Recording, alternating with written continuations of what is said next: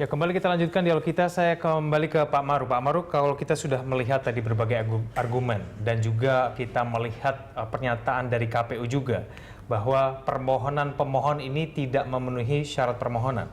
Kita berbicara tadi sudah berbicara bahwa sebetulnya 0% itu ternyata wajar. Begitu juga dengan begitu banyak hal-hal yang tidak dapat dijelaskan oleh dari pihak Prabowo Hatta. Apakah memang ini bisa kita kategorikan bahwa permohonan pemohon tidak memenuhi syarat permohonan? Ya, memang kalau kita terlalu awal membuat suatu judgement tentang itu, ya saya kira sah-sah saja kan. Tetapi tentu hakim di MK itu, menurut saya nanti di beberapa bagian di mana dia melihat ada sesuatu hal yang perlu dipertimbangkan secara serius itu, terutama sekali tadi tentang yang disebutkan pelanggaran, kecurangan dan lain sebagainya. Misalnya kalau kita mengatakan ada suatu angka 0 diperoleh oleh pasangan nomor 1, ya memang itu harus memberikan kesempatan kepada pemohon untuk membuktikan kan. Nah, saya kira seluruh masalah ini sekarang, kecuali tadi yang saya rujuk itu bahwa ada ketidaksinkronan, yaitu Posita tidak mendukung petitum, maka di dalam hal yang disebutkan termasuk tadi pelanggaran TSM, kemudian kecurangan dan lain sebagainya itu masalah bukti yang kesempatan itu tentunya diberikan nanti kepada pihak pemohon untuk membuktikan itu. Tetapi intinya bagi kita sebenarnya di dalam satu persidangan seperti ini, misalnya di dalam apa yang disebutkan masalah angka, itu yang disebutkan tadi kuantitatif, sangat mudah sebenarnya kita lihat membandingkan itu. Pertama sekali karena memang terutama KPU selama ini juga sudah transparan betul kan. Jadi kalau pihak masing-masing itu sudah punya C1, ya baik KPU, Bawaslu, para pihak sudah punya, tinggal kita membandingkan saja.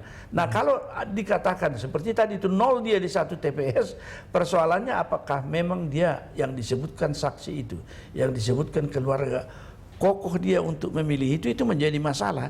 Nah, kalau memang kokoh, saksi yang ditunjuk di situ kenapa tidak melakukan keberatan? Tentu dalam prosesnya itu kan diperbaiki seketika sebenarnya kalau itu punya landasan.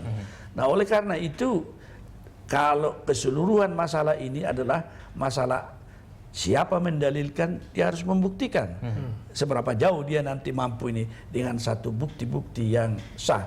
Tetapi yang menjadi masalah misalnya dia akan menekankan ini sekarang karena yang disebutkan Mas Putu tadi bahwa KPU telah membuka lebih awal kotak ini dan itu dijadikan secara alat bukti. Nah, di dalam hukum acara Mahkamah Konstitusi memang ada suatu ketentuan bahwa alat bukti yang diperoleh secara tidak sah tidak boleh diajukan di depan mahkamah. Nah, ini menjadi suatu pertahanan mereka yang kokoh itu. Tetapi apakah itu satu-satunya alat bukti, itu menjadi soal kan. Apalagi kalau Bawaslu sudah bilang dia memahami pembukaan kotak suara oleh KPU, begitu Pak. Makanya sebetulnya soal kotak itu sebetulnya KPU tidak usah membawa alat bukti. Dia cukup bawa ketua KPPS saja untuk bersaksi, untuk mengklarifikasi DPKTB tadi itu benar apa tidak, sudah cukup untuk bisa membuka kotak dan alat bukti pada sidang pertama kemarin. Seharusnya tanggal 6 dimintakan izin ke Mahkamah Konstitusi, para pihak hadir ikut menyaksikan, kan lebih elok.